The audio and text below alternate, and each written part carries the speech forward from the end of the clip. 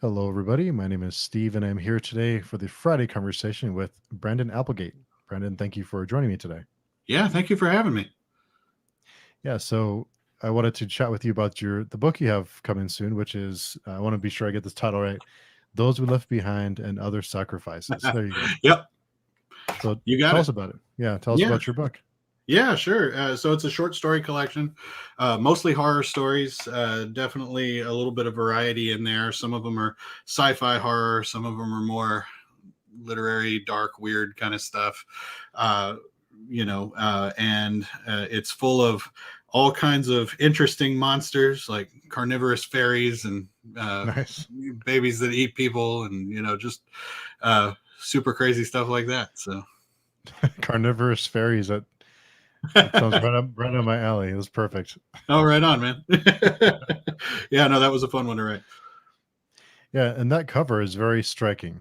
It's a very eye-catching cover. So did you have someone design it for you, or how did that come about? Yeah, actually, that cover was actually a collaborative effort between a couple of people. The painting itself is actually an oil painting that I had commissioned by a Peruvian artist named Christopher Castillo Diaz, and he actually found him on Fiverr of all places. But when I started looking into his work, he does incredible work, mostly for like heavy metal album covers. But there's a lot of great, really creepy images of creatures with tentacles and all kinds of stuff like that. That really, it really hit me where I lived, because the title story of the collection is actually about a monster with some pretty crazy tentacle stuff going on, and so I commissioned him to do an illustration from that story, and that's where that cover comes from. And then the text treatment and everything else, the actual design of it as a book cover comes from my friend Cassandra York, who is also an author of the novel Mary Everything, but she also Mhm. does cover designs as well. And so she helped me out with the text treatment and designing it in actual cover format. So that was I'm very grateful to both of them. That's a quite a find on Fiverr. I I wouldn't know, expect right? to find. Yeah, that's crazy. Yeah, and there are definitely book cover designers on there, stuff like that. It got really interesting though when I started looking a little bit outside the box though, and realized that this guy who does these great metal album covers could also potentially do something in book cover format. So that was pretty cool. That is awesome. Yeah, yeah. And it was a painting, you said, the artwork? Yeah. It's actually an oil painting on canvas. It is still in Peru. I could not convince Christopher to part with it, however hard I tried. But he was kind enough to give me all the digitals. So, Nice. Yeah, that was my next question, if you had it hanging on your wall somewhere or something. oh man, I wish I did. I want to. I'll get it from him eventually. Maybe, I don't know. He says he keeps all of his canvases in his studio, so that's his prerogative for sure. I wonder if customs would be a big pain to get something like that shipped to you from Peru. Oh man, I don't even know. I haven't even looked into it. But, interesting thought. Yeah. Yeah. Might be, yeah, that'd be cool to have it, but still it's a great cover. Oh yeah, well, thanks. I appreciate it. Yeah, I was stunned personally when because we worked together every step of the process. There were preliminary sketches and color tests, color treatments, and stuff like that he shared with me. But so I knew it was going to be great, but I didn't really get a sense for how awesome it was going to be until like I think I saw it at one point about three quarters done, and I was like, oh, this is gonna be killer. Yeah, that oil painting look is just beautiful. Yeah. Yeah, yeah, thanks. Oh man. Yeah. So tell us about your collection. Have you been writing it for a while, or how did that come to be? Yeah, it's kind of an interesting story because I didn't really know I was going to do it until like most of the stories in it were written well before I thought of putting them together in any kind of collection. Uh, I've been writing since I wrote my first real original story where I was trying hard in about 2016, and of course that one got rejected right out of the gate as it would. But I think I started writing the stories in this collection around 2018, 2019. And uh, so a little bit before the pandemic started. It's funny, the oldest story in the book is actually about a pandemic, and I wrote it before the pandemic. So, you know, that was weird. But Yeah, that'd be weird. yeah, but you know, most of them I actually started writing on Medium, which is, you know, a blogger platform. Started writing for some publications on Medium itself, and just trying to get my work out there. Did that for a little while. Bunch of these stories appeared on those publications, and then, you know, I don't really do much with Medium anymore. Now I'm submitting to anthologies and stuff like that, trying to get my work out there in some different ways. But you know, I was writing these stories all through 2019, all through 2020, through the pandemic and everything else. And then it wasn't until I made a few friends among various writers that I was like, you know, I bet I could actually build a collection out of these. And so I started putting it together. It needed about 2 more stories, so I wrote 2 more after I put the initial group together, and this is what I ended up with. Hmm. So Yeah. do you need a certain amount of stories to have a collection? Is that kind of what the thinking is, or? Well, it was really more about word count. Like, there's a few like I'm a member of the Horror Writers Association, and so one of the things that I wanted to do is Pipe Dream, but I just wanted to submit it for the Bram Stoker Award just to see if anybody read it and liked it. I've actually had a couple of people from the list tell me that they enjoyed it, so that was pretty cool. Uh, but I you know, wanted to submit it there, and their minimum word count is 40,000 words for a short story collection for that. So just kind of drop those couple of extra stories in there as a way to kind of jump it up over that word count threshold. Oh, nice. Yeah. It didn't never occur to me that there was a word count. I guess it makes sense, but I wouldn't have thought that about Yeah, the yeah, yeah. word count. Yeah, various organizations I think do it differently depending on, you know, whatever they're trying, whatever award or whatever it is that they're trying to do. But that's the one that I was like, yeah, I'll try for that if I can. I mean, I can at least submit it to them. Yeah, why not? And Yeah, right. how does that process work? So you submit your Yeah. book or your work to them, and then what happens from there? Well, you know, I've recently done a lot of looking into this because you know, I didn't know myself. There's actually you submit it almost like you're submitting a short story to a publication or something like that. They do there's a submittable, which is a you know, writing software where you can submit your work to people. But there's a submittable portal, and you can upload a PDF to it so that the jury can take a look at it. You can also get recommended by other members of the organization, stuff like that. So Hmm. you know, there's a few different routes in, but that's the one I took, was just to drop it into that submittable portal. So fingers crossed. Who knows? I just did that a few days ago. So Nice. So how long does it take to hear back, or how does that work? oh man, yeah, that's the part I haven't figured out yet. So I don't Okay. know. I won't hear anything back until, you know, if somebody sees it and notices and likes it, I might. But you know, it's all that's one of those up in the air things that I would never know Oh yeah. Yeah. unless I it happens. wonder, I'm guessing it takes a little while, but I wonder Yeah. how long, because it's got to be kind of weird to submit it and then Oh wait. yeah. The waiting part would be the hardest part, I think. Waiting part is the hardest part of anything, man. Yeah. Short story submissions, anything like that, it's always hard. Yeah. Probably my least favorite part of the writing game in general is just sitting around waiting. So Yeah, that's tough. And speaking of waiting, you're waiting on the release date now for your book, which yeah. releases on November 23rd. Yeah, you got it. November 23rd. So Nice. it's up for pre-order right now. You can pre-order the ebook on Amazon. I'm taking pre-orders for signed copies on my website at bapplegate.com, all one word. But uh, yeah, my wife calls it bapplegate.com. She thinks that's funny. But yeah, I'm taking orders for signed copies there. It'll take a little bit longer to get the signed copy to you, but you know, it should be fun anyway. Heck yeah. Yeah, I do have all those links down below. So anyone wanting a copy, either a pre-order or signed, those links are in the description. So jump on those.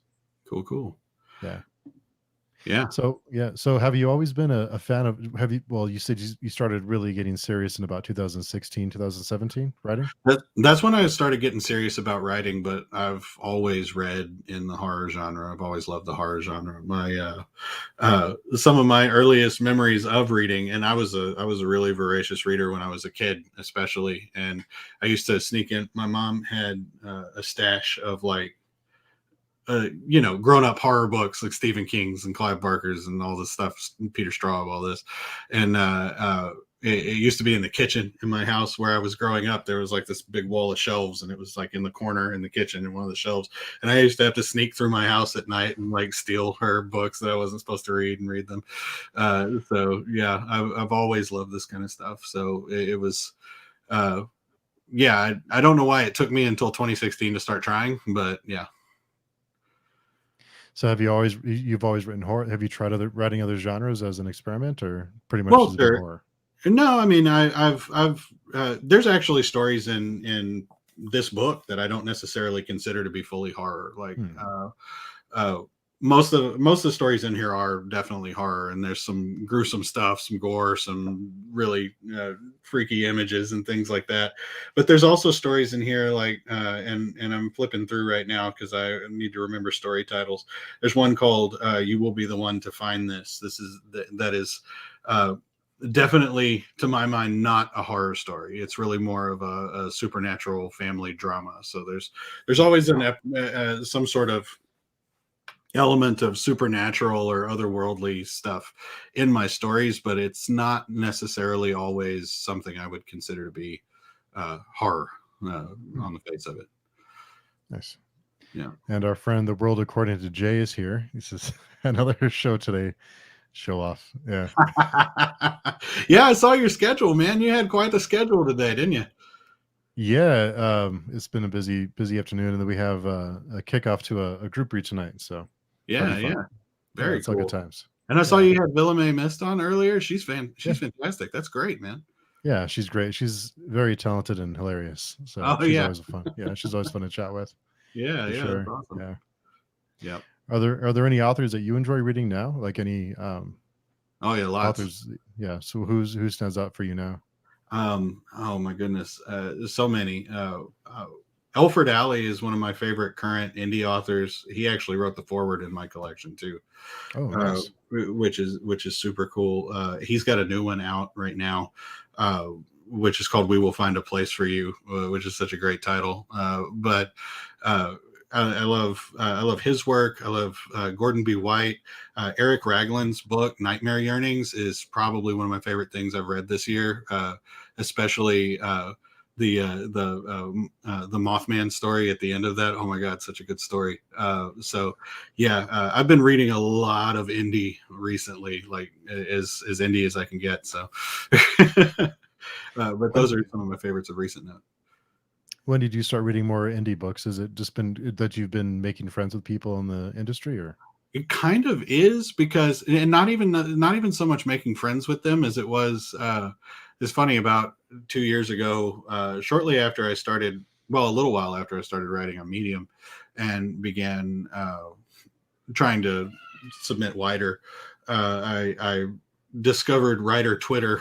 Twitter is a platform that I had never really taken seriously ever until then, and I kind of found a purpose for it. And when I in my own life, and when I did, I started following horror authors I knew, and they followed horror authors that they knew, and it was just this rabbit hole that I eventually went down, and to the point where I found just some phenomenal independent authors, independent presses, and to the point where like I stack books on my shelves sort of in order of acquisition. So up Mhm. here, you're going to see Stephen King and Joe Hill and, just a ton of Toni Morrison, but a ton of authors who are very, very well known, super widely published. And then you get a little bit further this way, and it starts going into Matthew Bartlett, who is self-published. It starts going into Alfred Alley and Gordon B. White and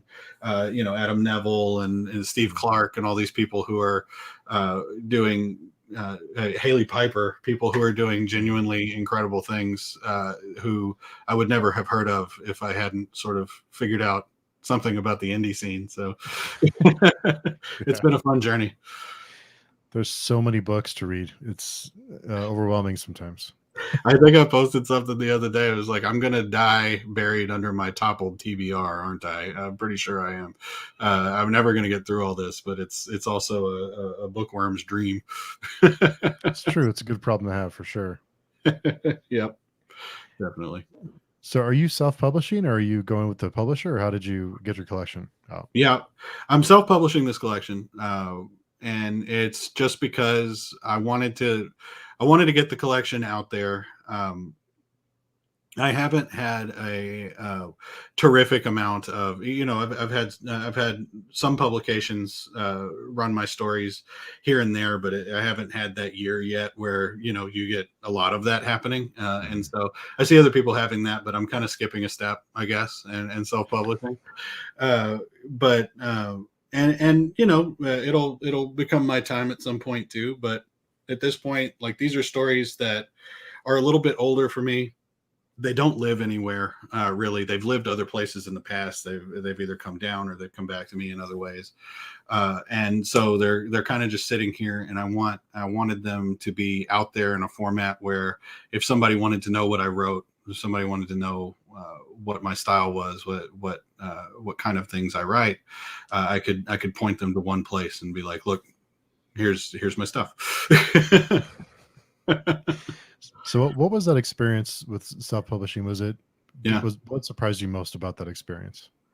Um, I think what surprised me the most, and I'm I'm very, very grateful for this, is the incredibly supportive people that you will meet on the road to self-publishing.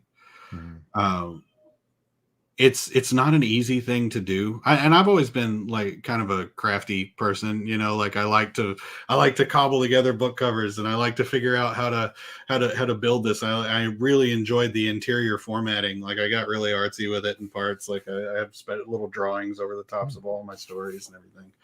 I love that sort of crafting part of it, but at the same time, where to go and what to do and what all these things are that I have to accomplish in order to actually get this out there is, I didn't know. I had no idea. And this has been an exercise in, you can't be afraid to ask for what you need. Yeah. I've been blown away by the generosity with knowledge and generosity with experience of the people I've met, as part of this. The different people who have blurbed my book. Gordon B. White blurbed my book. Red Legault, Eric Ragland, Joshua Marcella, Alex Ebenstein, Patrick Barb. All of them read it and then gave me thoughts on it. And I love these guys, man. It's like hero worship time over here. But uh, I was. That happened. Elford Alley has been so generous. He wrote the foreword for my book. He beta read it. Alexis Dubon, who's another independent author, who's got some great stuff coming out in like Field Notes from a Nightmare, which is Dreadstone Press's eco horror anthology that's coming out. She has been my critique partner for a while now. Like, we work together a lot, really just tearing each other's stories apart and making them better. And all of these people that I have met have quite honestly changed my life. It's incredible. Oh, and was that difficult to get used to have someone, and it's something that has to happen to have your story torn apart and picked at and Yeah. changed. But was that weird at first to get used to that sort of I someone actually picking apart your story? I actually have one person to credit with that, with my experience with that. Was So I started, uh, uh, when I started getting really, really serious about this and wanting to do it, and I joined the Horror Writers Association because it was like, okay, you guys have some resources. Maybe I'll see what that's all about for a little bit. When I did, I found out about their mentorship program. So they have a mentorship program, and they'll actually pair you up. If you're a member, it doesn't matter, what point in your career you're at or whatever. They'll actually, if you request it, and they have room in the program, they'll pair you up with somebody who is typically somebody who's seen some level of commercial success. And they paired me up with, when I requested to be a part of it, they paired me up with Rena Mason, who's a author who wrote East End Girls and The Evolutionist, and actually won Bram Stoker Awards. And so I was a little bit starstruck at first. And then, after we worked together for a little bit, Rena is an absolutely ruthless critique partner. And that is not a bad thing at all. But she also coached me in some really good things, which are, one, you don't have to, like, she would send me back my document just torn to shreds, just red marks all over it. And then, but she would tell me, you don't have to look at this right now. There's not a deadline on this. You can take the time that you need to get okay with the fact that I beat it up. She's like, there's nothing you could do to make it so that I didn't beat up your work. Like, that's my job as part of this mentorship. So I'm going to do it, but you don't have to look at it right now. You need to take the time that you need and then go back and make the edits. And through that, through kind of going through those exercises, which seemed, I guess I responded to it well. I mean, not everybody does, and not everybody has to, but I just kind of got used to the idea that, I'm nowhere near a perfect writer. I'm still very, very green with this. And even when I'm not, there's going to be things that people would change about my work. And so I just kind of forced myself to get used to the idea that my work is going to get beat up a bit. And it rarely bothers me anymore. Once in a blue moon, I'm like, hey, ow, but not often. Yeah, like I said, it's one of those parts that just has to happen. You have to have someone critique it and tear it apart. But Yeah. I always wonder if it'd be weird to have that at first before you get used to it and see the benefit of it. Oh yeah, To have it someone hurts, take man. something, yeah, These stories are all of them are kind of my babies. Like they're written about perspectives and ideas and things like that I've had over the past few years that are, they're little reflections of where I was at some moment during the past 2 years. So they're all they all mean a lot to me. So to get them critiqued and edited and beat up and everything else is, at first it hurt, but these days I'm getting better at it. yeah, for sure. Yeah. Is writing therapeutic for you? You mentioned each story Yeah, has it's kind of a place where you were in your life. Is it a form of therapy for you? in some ways, yeah. I mean, it's I would never recommend writing as a replacement for therapy if you feel like you need it, uh, but for me, writing does. I have to be in a good place to write well. Like, I can't be really angry or really agitated or stuff like that. That those emotions don't weigh well on my writing, and I'll get distracted and sidetracked, and I'll write like a paragraph and say forget it and be done, and get angry, and I'll hate what I wrote the next day if I'm in a bad spot. But if I'm in a good spot and being reflective on myself and my emotional state, then yeah, I think it really can be very therapeutic. Hmm. Yeah. Yeah, it's especially when you feel connected to the stories like that. I bet it can be a different kind of feeling. Yeah, yeah, for sure. Yeah, most of the stories in here are about. I mean, you probably, I don't know if you guys can hear, but that's my 3-year-old in the background. I have a 9-year-old and a 3-year-old, and so many of my stories are because my youngest daughter's 3, oldest daughter's 9. I wrote most of these stories during times when I was honestly scared, because parenting is a scary thing. Being a dad is super scary. Yeah. And so, whether I'm in any moment, whether I'm afraid of my own kid or afraid of myself or, anything like that, it brings up so many emotions for you. And so many of the stories in this collection are about that. It's one of the reasons they mean so much to me is because it's Hmm. just my own personal development in a lot of areas. Yeah, it is scary. It is it is a scary feeling Yeah. to become a parent for sure. Oh yeah. Yeah. Oh yeah.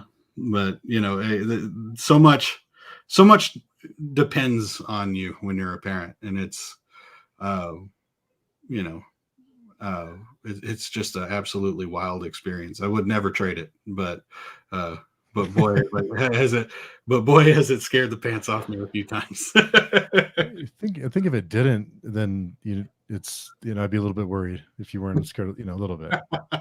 Yeah, yeah, no, for Yeah. sure. It's that's wise. Yeah, exactly. Yeah.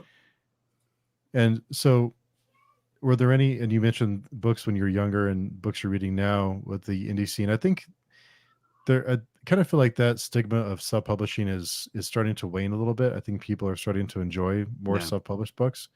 So I think it's good that people can go that route if they want to and get their book out there. Yeah, man, I totally agree. I actually I wrote it in my on the copyright page because it was like, "Who's your publisher?" It always wants to know who your publisher is and stick it in. I wrote right there, "Proudly self-published." Yeah. I agree with you completely. Ever since I discovered this place, this scene, this group of people who are doing this, whether they be published by independent or publishing houses, so like these small indie press publishers, or whether they be self-published. Uh, it's my world has exploded from like three or four writers who I followed religiously. It's just like Stephen King, Stephen Graham Jones. It's just a small group of people, and it's just who are fantastic, by the way. Clive Barker, those people, they're brilliant authors, but uh, you've got to be careful because you can pigeonhole yourself after a while, and that's all you're reading. And I remember I did like probably the last thing I read by Stephen King, and it's been a little while. I need to actually go back and try something else. I need to read Doctor Sleep or something like that. But the last thing I read by him was I marathoned all seven Dark Tower books, and over the course of several months. And man, just reading that one author over and over and over again, I was like, I need to widen out. I need to do something else. And so this is discovering these people, these authors. The scene has really been beneficial to me in that way too. It's wondrous variety. And yeah, with self-publishing, it can be messy. You may not always like what you pick up. Maybe you do find some gems that you really love. That's the brilliance of self-publishing, is that it's so open to all these different viewpoints, all these different people, all these different walks of life. And you'll discover stories that you will never discover if you let huge publishing corporations control everything that you ingest. You have to branch. And I love it Yeah. so much for that. Exactly.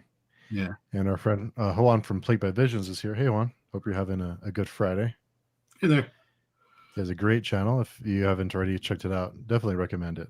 I Awesome will. I will channel. check it out. Yeah, that's Yeah. awesome. Very cool. Very great. Very, very good stuff. Awesome. And I'm curious. I used to really love short stories and reading short stories, and I stopped reading short stories for a while. Yeah. When I came back and started doing booktube, I started reading short stories again, and I wondered, how do you write an effective short story? That's a good question, man. I love short stories. That's always been my favorite medium. Like ever since I was sneaking books out of the kitchen, like I was telling you about. Uh, uh, Stephen King's collections in particular always got me when I was a kid. But I've always loved the short story medium, and I think, and my viewpoint on this is going to change from moment to moment because there's always something else that I'm trying to focus on or some other idea that I'm maybe trying to get across. But right now, it's funny, and Elford Alley actually says this in the intro to my book as well. So I thought it was cool. I'd never asked him about it before. I thought it was cool that we kind of share this idea. An effective short story, like the shorter the story, the more like a joke it is, which is a little bit odd thing, a little bit of an odd thing to say. But when you're writing a horror short story, so much of it is about the reveal or the punchline or the ending, that you have all this setup and all these characters have different different idiosyncrasies and character traits and all this different stuff, and every bit of it, because you're so limited in word count, like 7,500 words is about as much as I'll write in a short story. And so because you're so limited in word count and so limited in the amount of space that you can take up, everything has to mean something. And so, like, it's this wonderful sort of it's this wonderful thing where whatever you do in the beginning of the story has to be relevant at the end of the story. And it's something a lot of new writers struggle with. It's something I struggled with, which was, the last story in this book, Those We Left Behind, which is actually the name of the story, is a science fiction horror story, right? So it takes place on the surface of Mars, and it starts with the main character waking up from stasis after having traveled there, right? And you're thinking of the movie Alien and all these other movies where Event Horizon, where people are in stasis on their way to somewhere and they wake up in this tube. And it was that kind of thing. When I first wrote that story, I spent so much time explaining the science of stasis, and I never ever called back to it. But that's what short stories do for you, is they make you trim all that fat to where everything means something. And then at the end of it, you pull the rug out from under, like and that's the punchline. That's the joke. That's the punchline. One of the stories that's in the book is called Elevator, and I won't spoil it, but that is probably the one that embraces this idea that horror fiction is like writing a joke. That one probably embraces it more than any of the others, because that one's a 3-page story. It's Flash. It's a 3-page story, and the last line is literally the punchline, like a joke. I won't spoil it, but it was pretty good. I enjoyed that one. Yes. So how difficult is that to nail that line or that punchline? Is it tough to get that right sometimes? It can be. I have some examples that I try to look to that are pieces of fiction that I really love that do it well. And I kind of try to think, like, because as opposed to a laugh, unless you're writing a horror comedy, which is totally valid, but as opposed to a laugh, most of the time when I'm writing for a gut punch instead of the laugh, right? So I need it to be something that hurts or is frightening or is shocking. There's a few works that I look at that I try to think about if I'm having trouble doing that, and I try to go, okay, so how did Paul Tremblay pull this off in A Head Full of Ghosts? I don't know if you ever read that book, but that one is, oh man, you got to read that book. If you love horror stories, you got to read that book. And again, I won't spoil it, but the ending of that is just is an absolute 1-2 gut punch that left me reeling. And I'm like, how did you do that? And so I go back and I try to examine how he ended up there. And on a second read, you can go back and see where he was laying the groundwork for what he was going to do for the whole book. And I think that's really the secret of it. Like, because it's obvious to you as the writer, I know where I'm going, and I'm going to, especially on edits and second passes, I know I'm going to get there and I'm going to add things in or take things out or whatever, adjust it so that the ending is that gut punch is inevitable. Whatever it was, it has to have been inevitable and totally unnoticed. It's a hell of a puzzle to have to solve, man.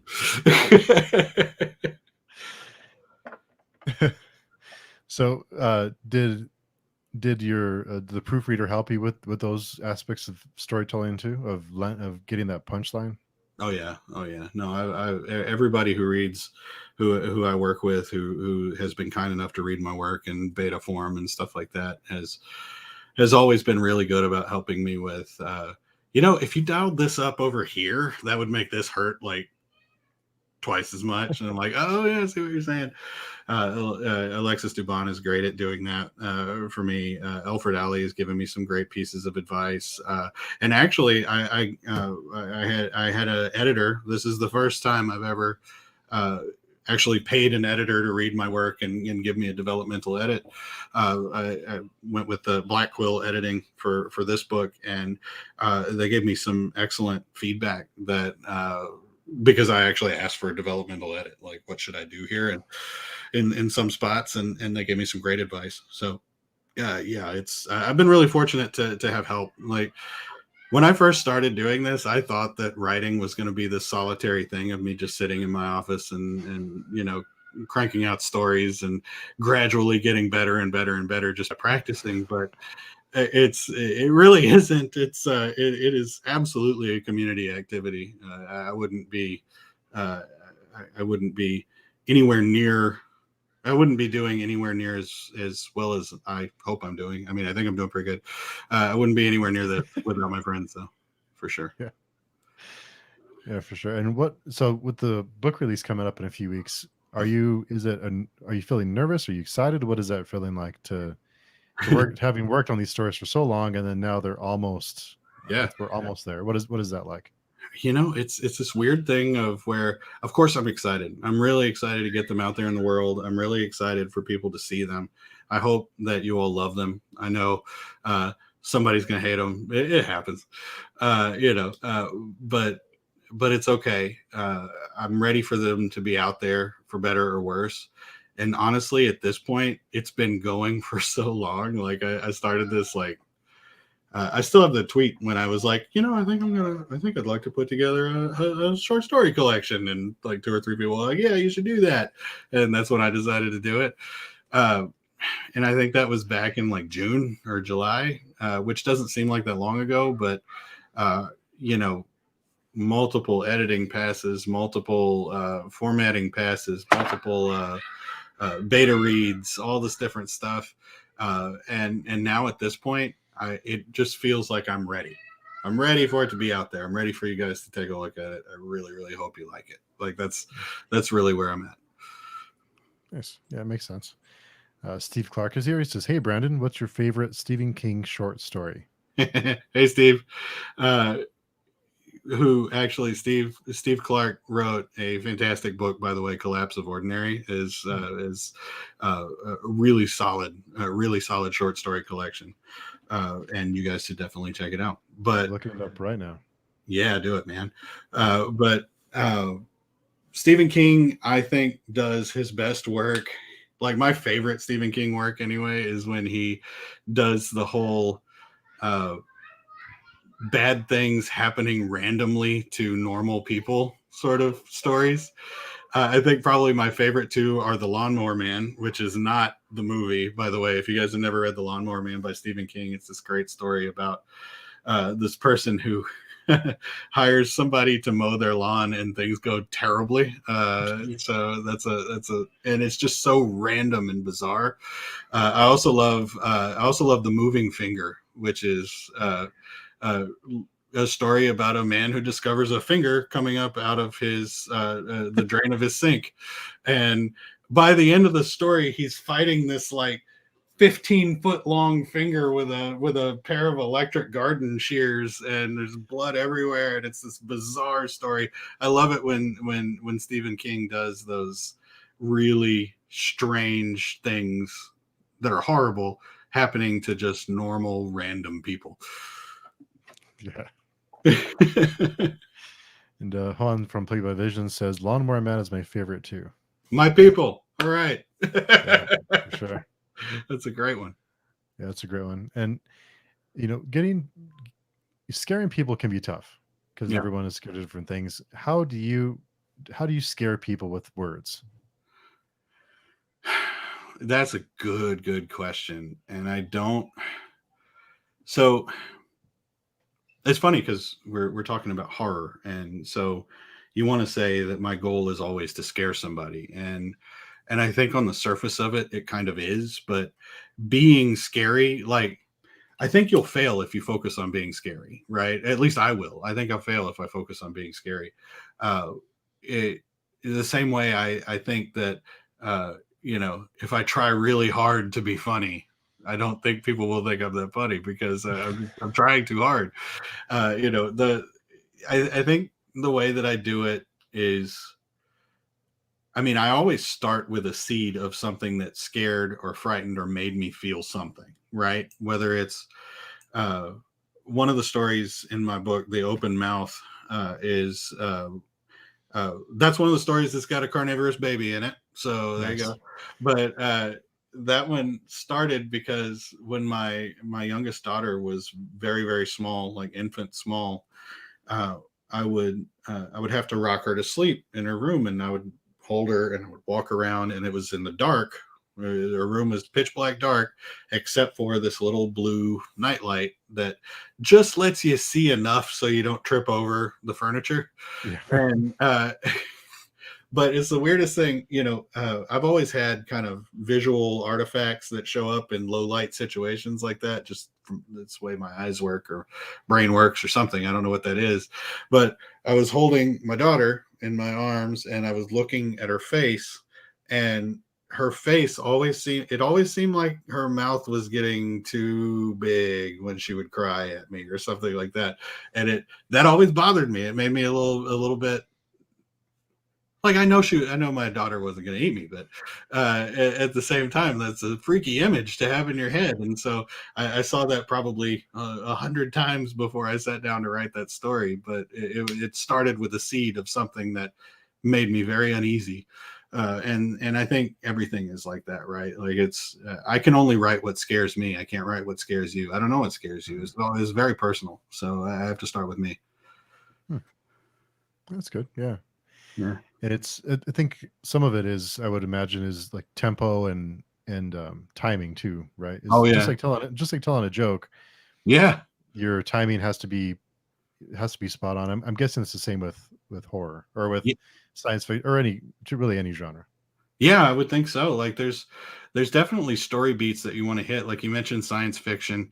I am a science fiction fan. You probably see a bunch of Star Wars stuff back there behind me. I love superhero stories. I love science fiction stories, all of that. And so much of that actually conforms to the same sort of story structure. The hero's journey story structure is very prevalent in things like Star Wars and really any Marvel film or anything like that. And it's a structure that's built to hit the right beats at the right moment to cause the maximum amount of emotional reaction in the human that's experiencing it. And we're all kind of in those kind of sort of action or adventure genres, we're all kind of trained to respond to that. And I think I was reading I read a thing about the hero's journey where uh, the man who and I'm blanking on the name and it's bothering me, but the man who wrote the book and introduced the hero's journey as like a format for these types of stories, did this research, and there were people in uh, it was like human beings actually dream in hero's journey format. Hmm. And there were people in uh, total other countries and cultures and tribes and things like that that still had those same kind of dreams and still told those stories in those same formats, those same ways. And it just seems to be a format that's really uh, uh, really embedded in the human experience, right? No matter where you come from. And so that's what makes that such an effective story format. And in horror, you can, to some degree, follow some of that, but most of the time, especially in short horror, it really is like you mentioned timing and jokes. I think it's closer to that than it is to the hero's journey. It's really about knowing when to pull the rug out, right? So it's knowing when to say, like, when to end it. Because if you ever watch really good comedy shows, half the comedy comes from the editing. because when do you cut the shot for maximum that was funny, what he just said moment. And I think a lot of that's the same way in writing. Like when do you stop telling the story, or when do you reveal the thing, is Mm. all timing. Hmm. And are there any tropes that you try to avoid in your stories? Excuse me. Yeah, no, I think there are some that bother me personally, so I don't use them. It's usually like the "it was a dream the whole time" trope, or things like that. I try to avoid things that feel like a cop out, if that makes sense. Like to remove the stakes, or make something that happened seem not real or not as important as it was before. I always try to avoid that kind of writing, because one, it's just it's very destructive to the idea of horror to remove the Mm. stakes. If anything, the stakes should get bigger than you thought that they were going to be at the beginning of the story. Uh, but yeah, I think my least favorite trope ever is the "it was a dream the whole time" thing. That I saw that in something recently, and I can't even remember what it was. I think my brain's blacked it out. But I watched a movie, and it was this really good movie, and I was super into it. And then they hit that moment, and it was like, oh, it was a dream, and I was like, you got people are still writing this in 2021. Like, get it out of here. What is this? It made me mad. I'll never watch that movie again. You already forgotten about it, so that's I good. already forgot about it. I don't even know which one it Yeah. was. Yeah. And speaking of movies, when you were talking earlier about stasis, about science fiction and stasis, I thought of one of the movies that stands out to me the most with stasis is Pandorum. I don't know if you've seen it. I've not seen Pandorum. Tell me about All it. right. What's up? It's a science fiction movie. I think it's maybe a little bit of horror, but it's Yeah. I don't want to give too much away, but it's Ben Foster is in it. I think his name is Ben Okay. Foster. So he wakes up on this spaceship, Yeah. and the spaceship is on its way to an Earth-like planet Yeah. that is going to take I don't know how many hundreds of years to get there. So the crew is rotating during this journey. So Oh, they go okay. into stasis, and then they come out. So they're almost on shifts, and Yeah. they go into stasis for a while, and they come out, and they go back in, and the next crew replaces them. Well, he wakes up all by himself, and he's not sure where everyone is. There's no one around, and he's trying to figure out how long have I been asleep? Where are we? And the story evolves from there. And there's Yeah. lots of twists and turns in the story, so I don't want to say too much. But if you're into waking up from stasis, don't know what the hell is going on, then Yeah. that might be one to check out. But I've heard it. don't spoil yourself on it, because there's some great reveals in it. Oh yeah, no, I'll check it out. I actually love the idea, the whole, like, as a way to start a story, the waking up from stasis thing, I think works so well because uh I've always heard that you want to avoid the beginning of the story where where somebody wakes up from sleeping, or wakes up from a dream, or whatever happens at the beginning of the story was a dream, and then the main character wakes up. But uh I think stasis adds this extra element of confusion, and uh like, they can wake up from stasis in any state at all. They can not remember their names, or they can in the case of Pandorum, they can wake up and not know why they woke up, or where everyone else is at. Like, it's and it's like an instant mystery. You just get Mhm. to you get to if something is wrong when they wake up from stasis, you get to start your mystery from ground zero, and actually start it with them. I think it works so well as a trope. Yeah, it's great. And anyone in the chat, if you have any favorite movies of that start with someone waking up from stasis, or just stasis in the movie or book, Yeah. let us know in the chat if you can think of any that you enjoy. Because I'm always down for more. That's such a great device to use. I think, like you were saying, Yeah. it's a really fun one to develop a story out of. Oh, totally. I was going to tell you too. So the story in my book that starts with stasis is called "Those We Left Behind," and the I've got like a double whammy of tropes right in the first scene of that story, because there's two things that happen. The first one is that he wakes up from stasis, and then the second one, and this is one I've seen mentioned on like Twitter and some other places like a lot recently, is the weird deer. Hmm. So in horror movies, horror TV shows, horror books, everything else, it's everybody's like, oh, you got to have a weird deer, like a deer with weird glowing eyes, or something like that. Mine's a deer on a spaceship, so that one's new. Nobody's done deer on spaceship, I don't think, and it's got weird teeth. So. Oh, nice. And I think what makes Stasis even more interesting is when you wake up from it is that you're usually on a spaceship in the middle of nowhere, and Yep. you're beyond the point usually of no return. So you can't just turn around and go back. You're stuck where you Yep. are. Oh There's yeah. nowhere to go. Yeah. Absolutely. And Absolutely. Yeah, I tried with this one to kind of subvert the trope a little bit, and it does in a certain way, in that when my main character wakes up from stasis, everything is going as it is supposed to with everybody but him. hmm.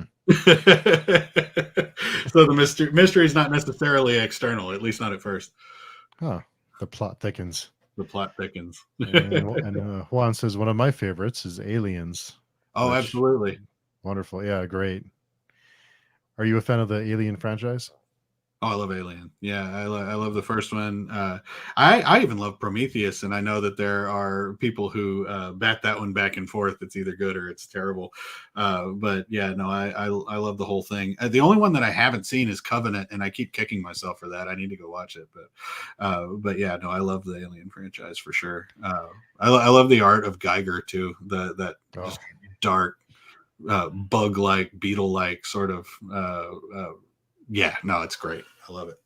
he is. Yeah, he was great. The artwork was crazy, and I think Covenant. I went into that with expectations that I shouldn't have had. Oh, really? So I walked out disappointed because I saw it in the theater, and then later, Yeah. a few months later, I watched it again, and I just said I'm just gonna take it in, and I enjoyed it a lot more without any expectations. So Well, hey, that's good. Yeah, no, I yeah, find those expectations, man. They can be really destructive to movies or books, depending on what you're looking for going in. But uh, I'll try to watch Covenant with an open mind and be uh, uh, be accepting of it, and I'm sure I'll have a better time. yeah. And now that Disney owns the Alien franchise and a lot of pretty much everything else, Yeah, we'll see if they'll have a chance to finish it, but or yeah, at least to make the third movie to connect it to Alien. So hopefully yeah. that'll happen. That would be cool. Hey, does Disney own this show? They don't, right? This is like one of the last No, things but they don't. send the check my way, the $20 or whatever. I'm cheap. I'm a cheap date. So Love it. yeah, yeah. I think Alien Resurrection was. I'm still trying to forget that one, but Oh yeah. yeah, Well, they were trying something. It didn't work, but they tried. yeah. You can't blame them. But Alien 3, the assembly cut was. I enjoyed that a lot more than the theatrical Oh release. Have you yeah. seen the assembly cut? I don't know that I've watched the assembly cut. I think I've only seen theatrical. Hmm. Yeah. Yeah, what was added? What was better about it? There was a lot more. It was another 20-30 minutes long, Yeah. and the origin of the alien didn't come out of a dog. It came out of a like an ox, I think. Oh wow. Yeah, so there's a few different changes in it, but it made a lot more sense, and it was just a all around better movie. And um, the added scenes add to the atmosphere Mhm. and to the overall. I think it's sad the way that movie turned out and the studio interference, and it's Yeah. it's too bad. It's too bad that Yeah. happens. When are studios going to learn, man? Keep your fingers out of the creator's business, man. Yeah, it's so disappointing, and I think that's why I love because before I got into booktube, I read a lot of indie comics, and I enjoyed Mhm. that scene because I enjoy the vision of the creator as they intended it, not as someone Yeah. who chopped it up and cut it and said we need to change this from this to that because this is what's popular right now, or it's what the creator wants. So Yeah. I enjoy that about it. I love that about a lot of indie media these days, and this is coming from like a diehard Marvel fan and everything else. But I love the I, I, I'm with you on that whole idea of sort of the untouched vision of the creator, right? And the thing is, you're not going to get a smooth, consistent product. It's not going to be perfect every time. Sometimes it's going to be messy, but if you kind of embrace that as the fun, that's the Yeah. greatest thing.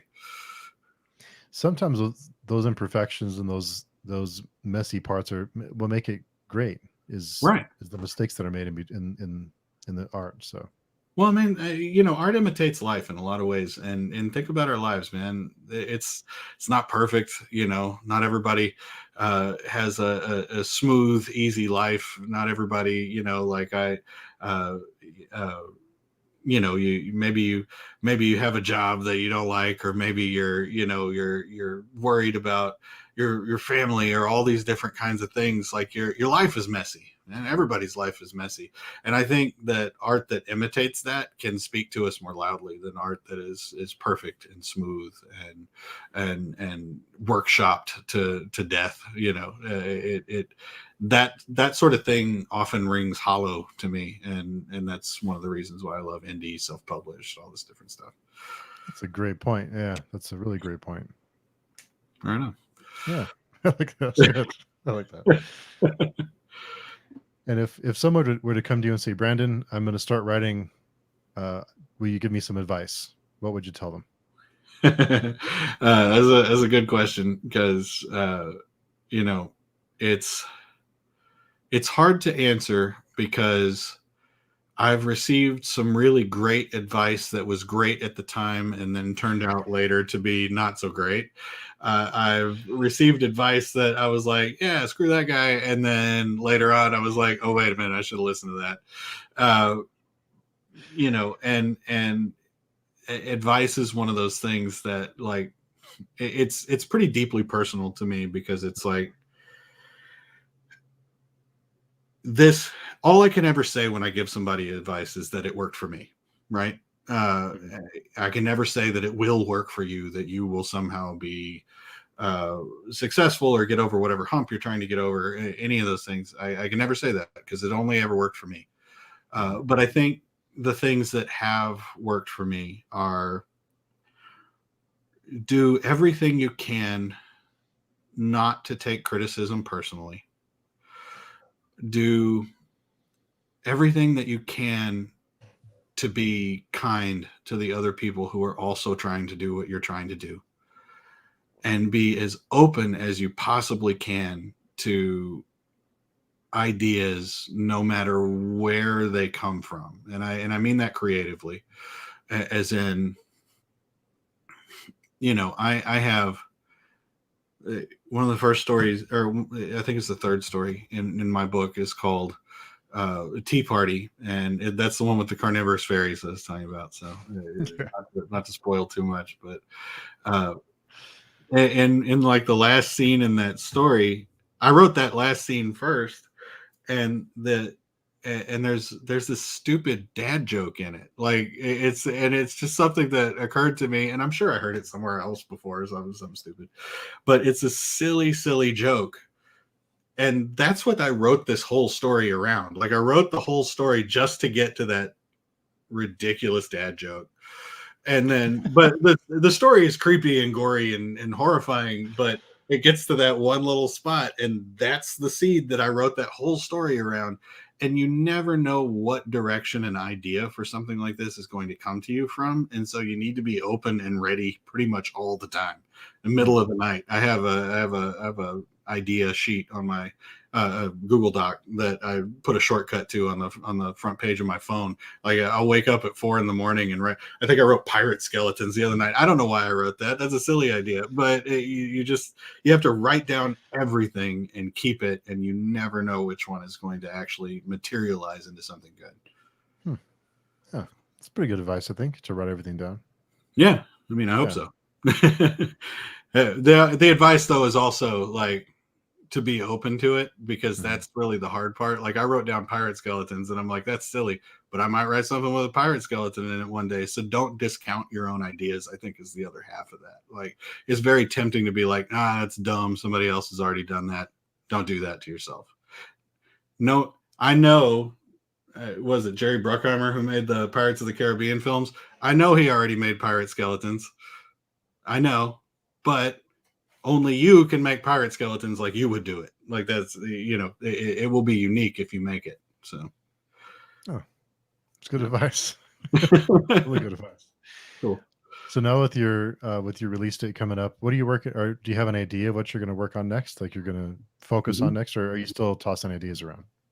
I I'm kind of in a stage where I have started on like 3 or 4 different projects, and one of them will probably materialize into something that I finish.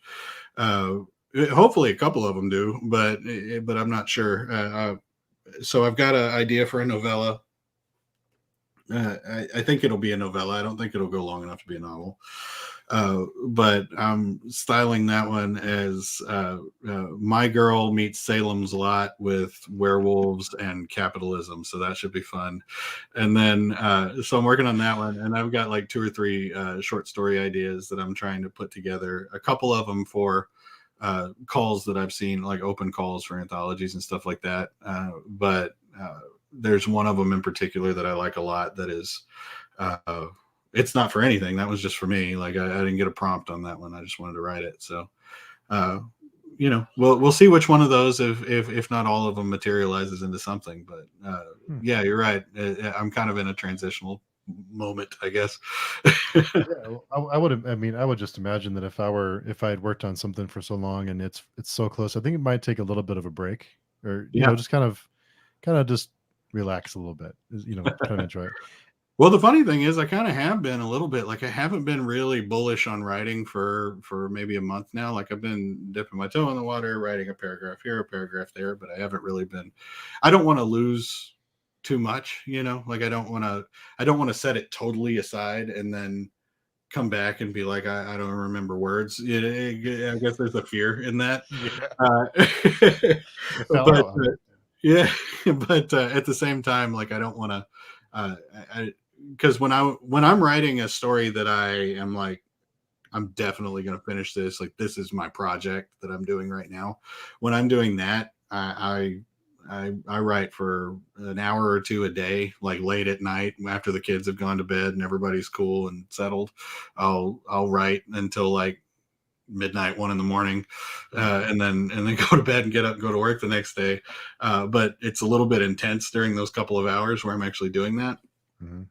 And right now, uh, I'm being very chill with it. I'm not. I'm trying not to stress myself out over it too much because I'm not quite sure which one of these ideas is gonna make something. So, but once I find out, you won't be able to stop me. So, So once your book and once you finished this collection and you said, okay, it's ready to go, did you yeah. celebrate, or did you have you have a drink, or did you go out for dinner, or did you do anything special to Yeah. celebrate? Definitely, yeah. My wife and I had an evening with martinis and Thai food. It was lovely. Nice. Yeah, definitely did. Yeah, no, it was a big moment, honestly, because it was after I didn't count it done until I got the edits back from my editor, and then once that had happened, I went through, made all the edits that I was going to make, uploaded it to, I mean, everything's uploaded on Amazon right now. I'm just waiting for the 23rd, but uploaded everything, got it where it needed to be, formatting finished, uh, completed it. There was essentially nothing else to do except talk about it a lot. Like I get the incredible fortune of talking to folks like you and Raul, and talking to people on Twitter who have been kind enough to pre-order and show interest. But that's all I really have left. Like the book itself is done, and so uh, that's why I told you earlier. I was like, I'm just kind of ready to get it out there because Yeah, at this point, uh, once that's done, that'll be the thing that I did instead of the thing that I'm doing. yeah, it's a good. It's a good way to put it. Yeah.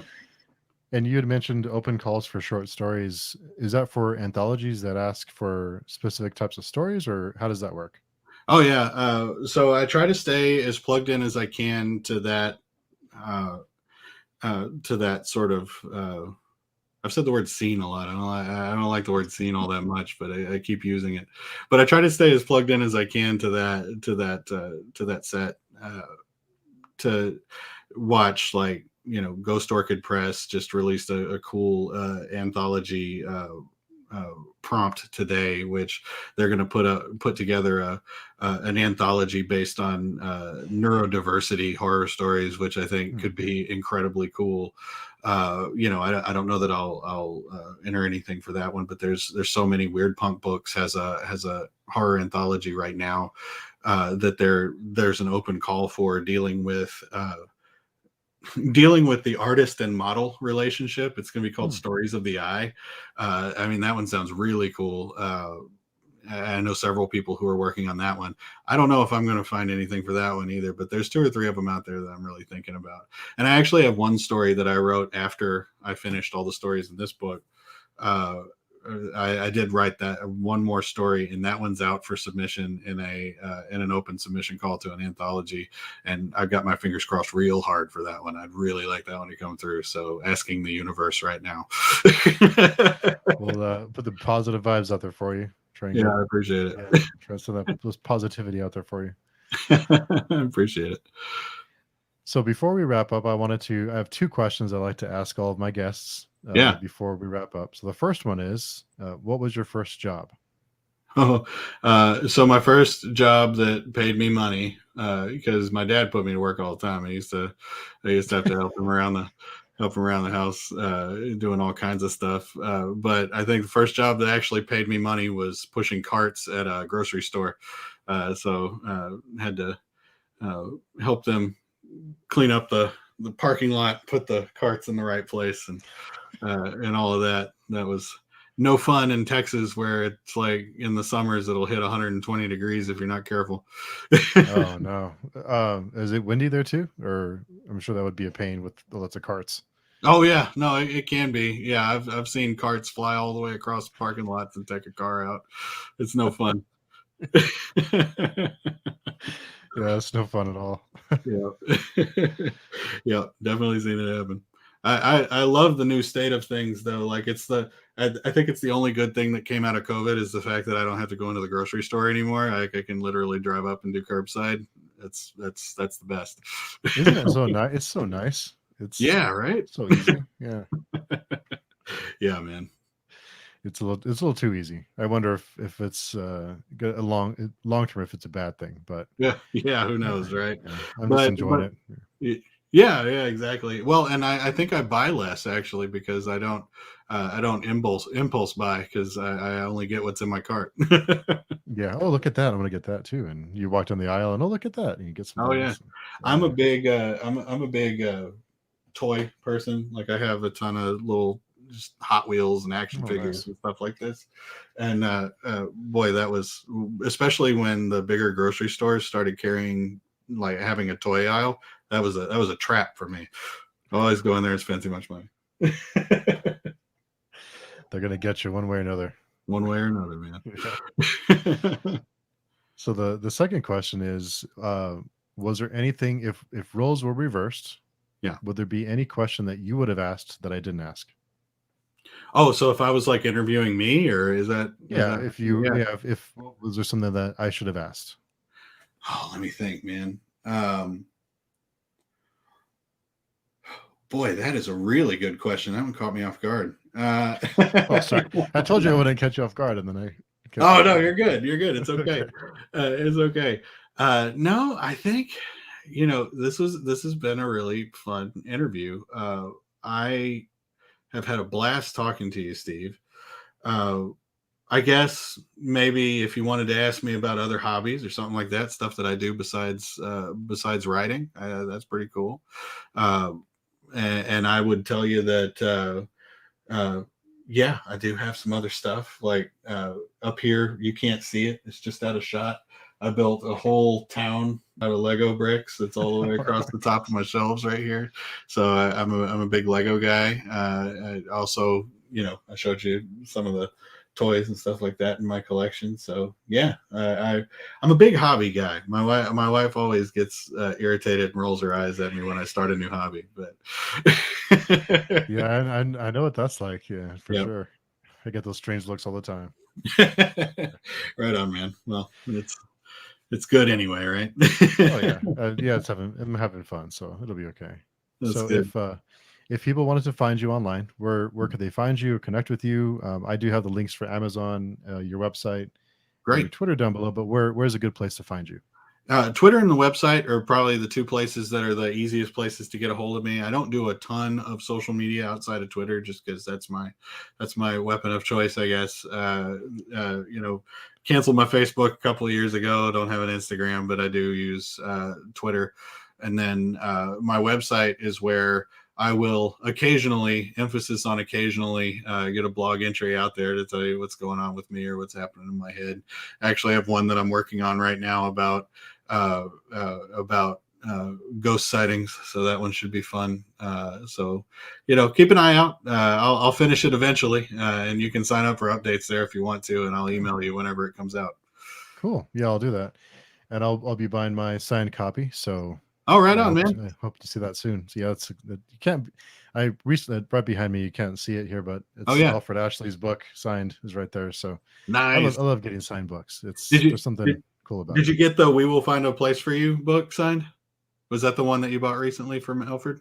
Yeah, Yeah, yeah, I love his doodles that he does on inside the front covers of his books. I have all of his books signed up here, and I love the doodles that he does. And his most recent one, "And We Will Find a Place for You," is Realtor Ghost, because yeah. Realtor Ghost is going to find a place for you. I think it's great. I love I think mine said Zillow owned your house the whole time or something like that. that. It Oh was man, great. Yeah, it's awesome. Alfred's the funniest horror author I've ever met. Yeah, He's a hilarious dude. he's very pleasant to be around. Very very nice and friendly For for sure. sure, for sure. Yeah. Well, cool, man. Yeah. Well, thanks for coming by. I know you're busy, have a lot going on. You have a book release coming up, so I appreciate you making the time to come by and chat, and I'm looking forward to reading the book. For sure, man. I really appreciate you having me. Thank you so much for getting helping me get the word out, because I mean that's what you're doing. You're really helping me a lot here. So I'm genuinely grateful. And hey, everybody, if you get an opportunity to read "Those We Left Behind and Other Sacrifices," I would be really really grateful for that. Come get a copy. And yeah, thanks so much, Steve. I appreciate it. Yeah, just for anyone who came in late, the links below are there's one to Amazon. You can pre-order the book. It's released on November 23rd, Mhm. or you can go to the website and get the signed copy, right? And that'll be sent out by you. Is that correct? Yep. I'll send those out after it. Unfortunately, signed copies take a little bit longer to get out because I got to Yeah. order them on the 23rd and then sign them and send them out to you. But you will get them. It's well worth the wait. Have a signed book. It's Oh yeah. nothing like it. Yeah. Oh yeah. And the other thing is too, I'll send you a ebook if you buy a signed copy. I'll send you an ebook on release day. So Perfect. There you go. Everybody yep. go check it out. And Brandon, thanks again for taking the time. I really appreciate it.